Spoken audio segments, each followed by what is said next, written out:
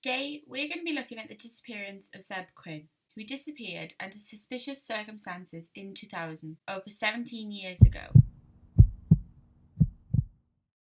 Born on the 12th of May 1981, Zebb Wayne Quinn was 18 years old when he disappeared in 2000. At the time he disappeared, he was employed at Walmart and was also a student at Asheville Buncombe Technical Community College.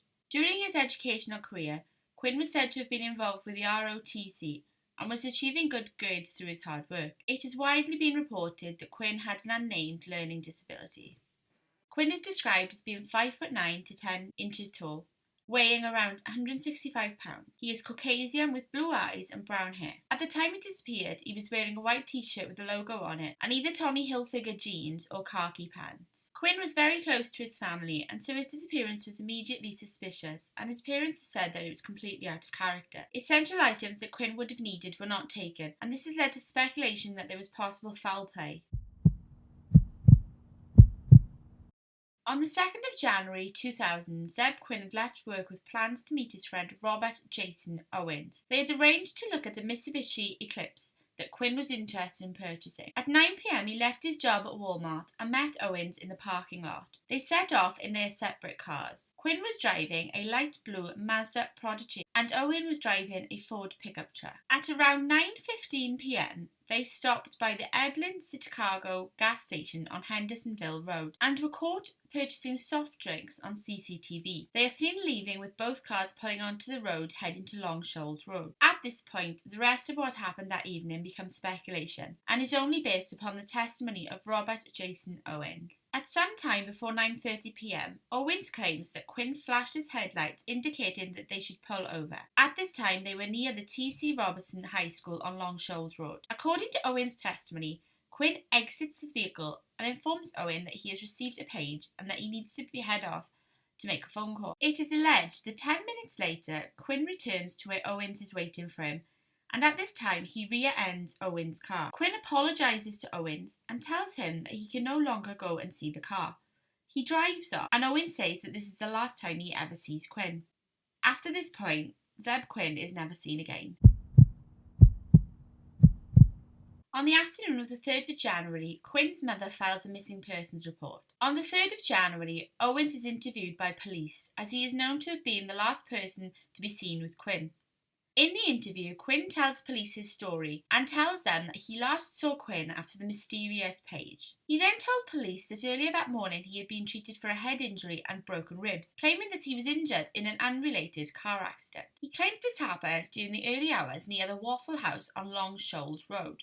There was no accident reported, and doctors dispute the idea that Owens may have received the injuries in a car accident as explained. The next day, Walmart received a call from a person claiming to be Zebb Quinn, stating that he would not be in work as he was ill. The call was traced to the Volvo plant where Owens worked, and he admitted that he had made the call. He claimed that Quinn had asked him to make the call as a favour. 2 weeks later, Quinn's car was found at the Little Pigs barbecue restaurant on McDowell Street. While the restaurant had no direct connection to the case, the hospital opposite the restaurant did. A number of Quinn's family, including his mother, worked at this hospital, and his mother is convinced that the car was planted there in the hopes that she would find it. While in some cases the car can prove a key piece of evidence for the officers in charge of the investigation, in this instance the car only added more to the mystery. No evidence of Quinn, but there were some mysterious things left on and inside the car. There was a plastic hotel key to an unknown hotel, a number of empty bottles, several hairs, and a jacket, none of which belonged to Zebb Quinn. Yet more mysteriously, a 3-month-old Labrador brown puppy was inside the vehicle. The dog had not belonged to Quinn, and some speculate that the dog was planted in order for the car to be found. The driver's seat had also been moved forward to a position which would have been too short for Quinn. On the front of the car, someone had drawn a pair of lips and 2 exclamation points in lipstick. It has been suggested that this was done in order to confuse and mislead police investigating the case.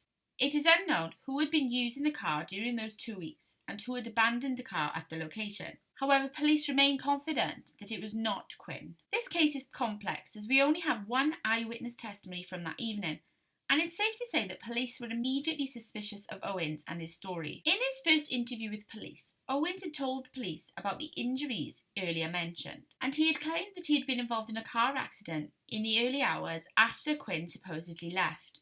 After this initial statement to police, Owen stopped cooperating. It was possible for police to corroborate at least one part of Owen's story, and that is that Quinn did receive a page that evening. It was a delayed message, and it is said to have come from an aunt of Quinn's. The aunt stated that she had not sent him the message, but later told police that she believed her home may have been broken into during the time when the page was sent. She said that nothing had been taken, but that things had been moved around. At the time the message was sent, Quinn's aunt was actually out with a woman called Misty Taylor. Misty's boyfriend and mother were also with them. The aunt stated that she had not sent him the message.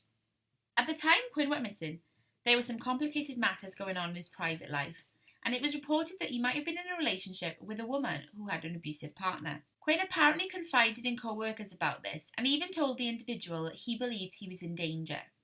This woman was later named as Misty Taylor, the lady that Quinn's aunt had been with when the mysterious page had been sent. The police also believed that it was likely, and in fact possible, that more than one person was involved. They do suspect that there was foul play and are investigating the case as a homicide. Unrelated, in March 2015, Jason Owens was charged with the murder of a couple and their unborn baby. While searching his property in connection with the murder inquiry, police found hard fragments, fabric, and a piece of leather buried underneath a layer of soil and concrete. They believe it's possible that Quinn's remains were buried on the property. To this day, police consider Owens to be the prime person of interest in the case, and as of yet, they have not been able to rule him out. Yet some have also speculated that perhaps Misty Taylor's boyfriend was somehow involved. It's possible that somebody else sent that page, perhaps to lure Quinn to an unidentified location. This case remains unanswered, and there are many mysteries and questions left. One day, we will hopefully find out what happened to Zebb Quinn, and his family will be able to get peace. There are links in the description bar with more information on the case. Subscribe